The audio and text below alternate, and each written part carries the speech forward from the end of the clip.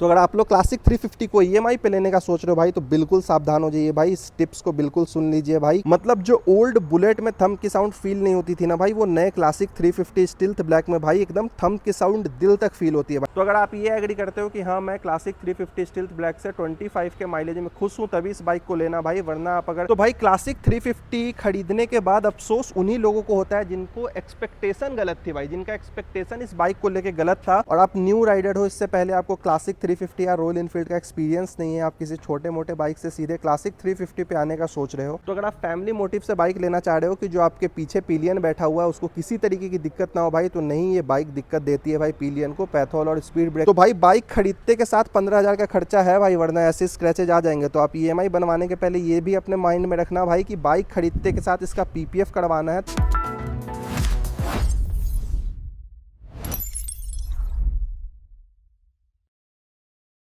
तो भाई अगर 2026 में क्लासिक 350 लेने की सोच रहे हो तो ये वीडियो बिल्कुल भी स्किप मत करना, क्योंकि आज मैं रॉयल एनफील्ड क्लासिक 350 का फैन बन के नहीं बल्कि आप लोगों के लिए एक मेंटोर बन के आप लोगों को बताने वाला हूं कि इस बाइक को लेने के बाद आपको क्या क्या अफसोस हो सकता है। तो स्वागत है दोस्तों एक बार फिर से हमारे ब्रेन वर्सेस गैजेट के नए वीडियो में, और आपके लिए एकदम ताजा एकदम फ्रेश कंटेंट लेके आ गए क्लासिक 350 स्टिल्थ ब्लैक के ऊपर। तो भाई मेरे बहुत सारे सब्सक्राइबर का मुझसे पूछना ये था कि इस बाइक को लेने के बाद क्या आपको कभी अफसोस हुआ है, इस बाइक को अगर हम खरीदते तो क्या हमें पछतावा हो सकता है। तो बस इसी बात को लेके आपका भाई वीडियो लेके आ गया क्लासिक 350 स्टिल्थ ब्लैक। क्योंकि अगर 2026 में आप अपना 2,70,000 या 2,80,000 रुपए इस बाइक पे इन्वेस्ट करने वाले हो तो आपको पता होना चाहिए कि आपका एक्सपेक्टेशन क्या है और इस बाइक की रियलिटी क्या है। क्या ये बाइक आपके एक्सपेक्टेशन पे खड़ी उतरेगी या नहीं, इसी चीज को हम इस वीडियो में डिस्कस करने वाले। इस वीडियो में हम ये बात नहीं करने वाले कि बाइक की डिस्क ब्रेक कितने mm की है, ग्राउंड क्लियरेंस क्या है, ये कोई रिव्यू वीडियो नहीं है। यहाँ पे सिर्फ बात करने वाले हैं क्या क्लासिक 350 स्टिल्थ ब्लैक लेने के बाद हमें किसी तरीके का अफसोस होगा इन फ्यूचर। तो सबसे पहले बात करते हैं इस बाइक को लेने के बाद आपको किन किन जगहों पे अफसोस हो सकता है कि मुझे क्लासिक 350 नहीं लेनी चाहिए थी भाई। तो अगर आप कभी भी इस बाइक को लेकर ट्रैफिक में फंसते हो और आप न्यू राइडर हो, इससे पहले आपको क्लासिक 350 या रॉयल एनफील्ड का एक्सपीरियंस नहीं है, आप किसी छोटे मोटे बाइक से सीधे क्लासिक 350 पे आने का सोच रहे हो, तो मैं आपको बता दूं ये बाइक ट्रैफिक में आपको बहुत ज्यादा दिक्कत देने वाली है। क्योंकि 195 kg का एक तो इसका वेट है और उसके बाद इसमें स्लीपर क्लच को नहीं दिया गया है। तो अगर आपको 1-1.5 किलोमीटर का ट्रैफिक मिल गया तो आपके हाथ में बहुत ज्यादा थकान हो जाएगी, आपके हाथ में एक अलग तरीके का दर्द हो जाएगा, क्योंकि स्लीपर क्लच नहीं है और क्लच बहुत ज़्यादा टाइट है। तो आपको बाइक को क्लच पे चलाना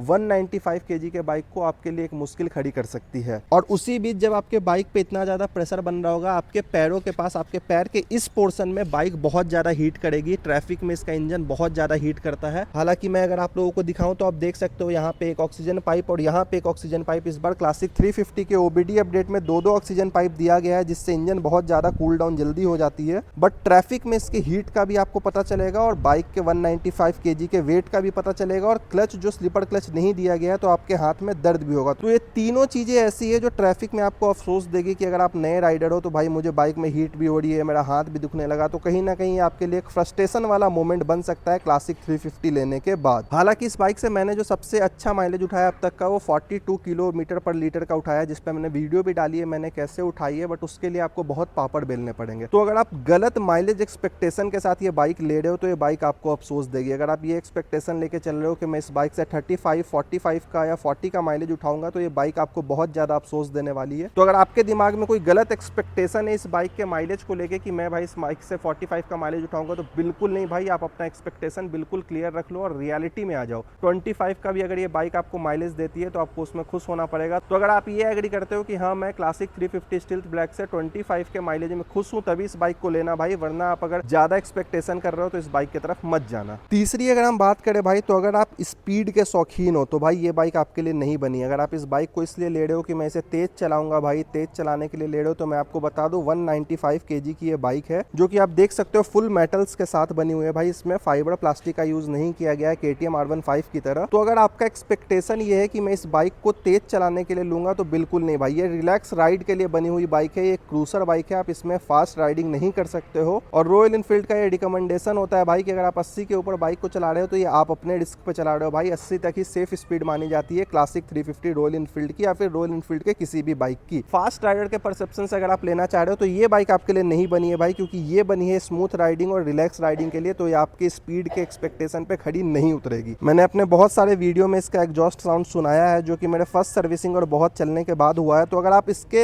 एग्जॉस्ट को कंपेयर करोगे पुराने वाले बुलेट से भाई तो इसका एग्जॉस्ट वैसा नहीं है। ये बहुत ज्यादा थम्पी लाउड आपको प्रोड्यूस करके नहीं देती है भाई। तो अगर आपका एक्सपेक्टेशन है कि आप इस बाइक से ओल्ड बुलेट जितनी आवाज उठा लोगे भाई तो नहीं, आप नहीं उठाओगे। इसमें से एक लीन साउंड आता है, थंप फील होगी, बट साउंड आपको पीछे वाले को अगर सुनवाना है कि रोड पे आप भौकाल बना के चलो तो वो ये थंप नहीं कर सकती है भाई। तो ये भी एक्सपेक्टेशन अगर आप अपने बाइक के साथ लेके उतर रहे हो तो ये आपके एक्सपेक्टेशन पे खड़ी नहीं होगी क्लासिक 350 स्टिल्थ ब्लैक। राइडर के पर्सपेक्टिव से बाइक बहुत कंफर्टेबल है भाई, क्योंकि इसमें ट्विन ट्यूब इमल्सन का भाई यहाँ पर रेयर शॉक एब्जॉर्बर दिया गया है जो कि 6 एडजस्टमेंट प्रीलोड के साथ आता है भाई। तो राइडर को किसी तरीके की दिक्कत नहीं होती है भाई पैथोल और ब्रेकर्स पे, बट कहीं ना कहीं पिलियन को भाई स्ट्रगल करना पड़ेगा। जो पीछे बैठा है भाई उसके बैक में हिट मारता है भाई, आप कितना भी कर लो फिर भी पिलियन को भाई पैथोल्स पे और ब्रेकर पे हिट लगता है भाई। राइडर को बिल्कुल पता नहीं चलता भाई, राइडर के लिए बाइक बहुत कंफर्टेबल है, उसको बिल्कुल भी पैथोल और स्पीड ब्रेकर पे बैक पे हिट नहीं होगा, बट पिलियन पे हिट होता है भाई। तो अगर आप फैमिली मोटिव से बाइक लेना चाह रहे हो कि जो आपके पीछे पिलियन बैठा हुआ है उसको किसी तरीके की दिक्कत ना हो भाई, तो नहीं, ये बाइक दिक्कत देती है भाई पिलियन को। पैथोल और स्पीड ब्रेकर अचानक से आ गया तो पिलियन के बैक पे हिट मारती है भाई। तो ये मैं आप लोगों को बता दूं कि अगर आप इस एक्सपेक्टेशन से भी ले रहे हो तो ये बाइक आपके एक्सपेक्टेशन पे खड़ी नहीं उतरेगी। कुछ ऐसी चीजें भी है जो इस बाइक में भाई आउट ऑफ एक्सपेक्टेशन चली जाती है, क्योंकि जे सीरीज के इंजन को इंट्रोड्यूस किया गया भाई तो सिंगल साइलेंडर होने के बावजूद इंजन बहुत स्मूथ है भाई। जो आपको एक बाइक से चाहिए होता है कि भाई धीरे धीरे भले ही शुरू में बाइक 18-20 का माइलेज दे, बट धीरे धीरे बाइक की माइलेज बढ़े भाई चलने के साथ साथ, तो वो चीज आपको इस इंजन में देखने को मिलती है भाई। इंजन बहुत स्मूथ है, क्योंकि इस बाइक में किक नहीं दिया गया है तो आपको ये डरने की जरूरत नहीं है भाई कि मतलब मैंने अगर ठंड में 1-2 महीने के लिए बाइक खड़ी रख दी है, किक नहीं है, तो मैं 195 kg की बाइक को कैसे धक्का मारूंगा। सेल्फ से एक बार में स्टार्ट हो जाएगी अगर आप इसे कितने दिन के लिए भी रख देते हो तो भाई इंजन आपको स्मूथ मिलता है। बाकी अगर रोड प्रेजेंस की बात करें तो आप देख सकते हो भाई ऑल ब्लैक में आने वाली ये बाइक, जिसमें क्रोम को बिल्कुल डिलीट किया गया था भाई और ब्लैक कलर को फुल एक्टिव किया गया था, तभी इसका नाम स्टिल्थ ब्लैक पड़ी थी भाई। तो रोड प्रेजेंस के मामले में भाई इस बाइक का कोई टक्कर ही नहीं है भाई। अगर आप इसे लेके चलोगे भाई तो 4 लोग इसे देखेंगे। और आपको बता दूं समाज में आज भी क्लासिक 350 का एक अलग से इज्जत है भाई, तो वो इज्जत आपको मिलेगी इस रोड प्रेजेंस पे भाई। एकदम भौकाली रोड प्रेजेंस है। तो रोड प्रेजेंस के एक्सपेक्टेशन से आप ले रहे हो भाई कि आपको ज्यादा बाइक नहीं चलानी है, पर आपको जहां भी आप इस बाइक से जाओ और इस बाइक को लगा के उतरो अपने पर्सनैलिटी के साथ तो भाई लोगों में भौकाल बने, तो उस एक्सपेक्टेशन पे क्लासिक 350 बिल्कुल खड़ी उतरेगी। और थंप साउंड को लेके जैसा कि मैंने बोला भाई कि थंप साउंड इसकी फील नहीं होती है, पर मैं आपको एक और बात बता दूं, जो इस बाइक को चला रहा है उसको इसकी थंप की साउंड बहुत अच्छे से फील होती है भाई। मतलब जो ओल्ड बुलेट में थंप की साउंड फील नहीं होती थी ना भाई, वो नए क्लासिक 350 स्टिल्थ ब्लैक में भाई एकदम थंप की साउंड दिल तक फील होती है भाई। भले आसपास वाले को सुनाई नहीं दे, पर बाइक चलाने वाले को या जो पिलियन पीछे बैठा हुआ है उसको भाई इस बाइक की जो धक धक है ना भाई, वो बिल्कुल अच्छे से फील होती है भाई। तो अगर आपको थंप फील के लिए बाइक लेना है कि सेल्फ लव्ड के लिए, कि आपको सेल्फ भाई इसके थंप का फील आए कि आप रॉयल इनफील्ड चला रहे हो, तो भाई एक पैसा वसूल डील है भाई। तो उस पॉइंट पे बाइक आपके एक्सपेक्टेशन पे बिल्कुल अच्छे से खड़े उतरेगी भाई। अब भाई बहुत से लोग क्लासिक 350 ले रहे हैं भाई तो सिर्फ सिटी राइड के लिए तो लेने रहे। देखो जैसे कि मैंने भाई 7-6 महीनों में अपने बाइक को बस इतना ही चलाया है, क्योंकि मैं बस इससे सिटी राइड करता हूँ भाई। मैं रोड प्रेजेंस का मजा लेता हूँ, थंप का मजा लेता हूँ, और मुझे बस सिटी राइड करनी होती है। बस ऑफिस जाता हूँ, ऑफिस से आता हूँ, हाईवे राइड नहीं करनी होती है। बट बहुत लोग इस बाइक को इसलिए भी ले रहे हैं भाई क्योंकि उनको सिटी प्लस हाईवे राइड दोनों चाहिए, तो वहां पे ये बाइक आपके एक्सपेक्टेशन पे बिल्कुल खड़ी उतरेगी भाई। क्योंकि हाईवे पे जो इस बाइक का स्टेबिलिटी है भाई, ये बाइक इतनी स्टेबल है भाई कि हाईवे पे आपको ये मजा देगी भाई। और कंफर्टेबल की बात करें तो अगर आप हाईवे पे जा रहे हो और पीछे अपने लगेज को रखते हो भाई, तो मैंने आपको पहले ही बोला राइडर को किसी तरीके की इस बाइक से दिक्कत नहीं होती है भाई। तो राइडर को बिल्कुल कंफर्ट फील होगा इस बाइक में। तो स्टेबिलिटी और कंफर्ट के मामले में और लॉन्ग राइड के लिए अगर आप बोले कि एक फ्रेंडली बाइक है या नहीं है भाई, तो ये बिल्कुल लॉन्ग राइड के लिए फ्रेंडली बाइक है भाई। आपके एक्सपेक्टेशन पे लॉन्ग राइड को लेके बिल्कुल खड़ी उतरेगी। आपको किसी तरीके का फटीक फील नहीं होगा। 250-300 किलोमीटर तक आप आराम से 250 किलोमीटर इस बाइक को चला सकते हो, बट आपको अपने पैर की थोड़ी सी सेफ्टी रखनी पड़ेगी भाई कि आप प्रॉपर गियर में बाइक को चला रहे हो, जिससे कि आपको उस हीट का एहसास ना हो भाई। तो आपको हाईवे पे भाई ये बाइक आपके एक्सपेक्टेशन पे बिल्कुल खड़ी उतरेगी। तो भाई मुझे कभी भी क्लासिक 350 खरीदने का अफसोस इसलिए नहीं हुआ क्योंकि मेरा एक्सपेक्टेशन क्लियर था कि मुझे इस बाइक को बस सिटी में चलाना है, बस ऑफिस लेके जाना है, ऑफिस से घर लेके आना है। तो भाई क्लासिक 350 खरीदने के बाद अफसोस उन्हीं लोगों को होता है जिनको एक्सपेक्टेशन गलत थी भाई, जिनका एक्सपेक्टेशन इस बाइक को लेके गलत था। उन्होंने भाई गलत गलत एक्सपेक्ट करके इस बाइक को लिया था और बाइक खड़ी नहीं उतरी उनके एक्सपेक्टेशन पे, तब जाके उन्हें अफसोस होता है। बट अगर आपका एक्सपेक्टेशन क्लियर है भाई कि मुझे स्पीड नहीं चाहिए भाई, मुझे कंफर्ट चाहिए, मुझे स्मूथनेस चाहिए, मुझे भाई लॉन्ग राइड के लिए एक बाइक चाहिए, तो ये बाइक आपके लिए भाई बिल्कुल एक्सपेक्टेशन पे खड़ी उतरने वाली बाइक है। तो बस मैंने इसलिए वीडियो बनाया कि आप अपना एक्सपेक्टेशन क्लियर रखो कि आपको ये बाइक क्यों लेनी है। और अगर इस वीडियो को देखने के बाद आप लोगों का एक्सपेक्टेशन कुछ था भी तो मुझे लग रहा है वो क्लियर हो गया होगा, क्योंकि मैंने सारे मेन टॉपिक्स को इस छोटे से वीडियो में कवर किया है, जिससे मेरे उन भाइयों का एक्सपेक्टेशन क्लियर हो जाए कि वो 2026 में इस बाइक को किस एक्सपेक्टेशन से लेने जा रहे थे और क्या वो एक्सपेक्टेशन सही थी या गलत थी भाई। तो ब्रेन वर्सेस गैजेट के हमारे इस चैनल को सब्सक्राइब करो भाई, क्योंकि हम यहाँ पे लाते हैं रॉयल एनफील्ड क्लासिक 350 के ऊपर ऐसे इंटरेस्टिंग वीडियो जो बहुत यूजफुल होता है भाई नए राइडर्स के लिए, क्योंकि हम अपने एक्सपीरियंस को यहाँ पे शेयर करते हैं भाई। और मुझे पिछले 7-8 साल का एक्सपीरियंस है रॉयल एनफील्ड के, मैंने बहुत सारे बाइक्स को चलाया भाई। और इस बार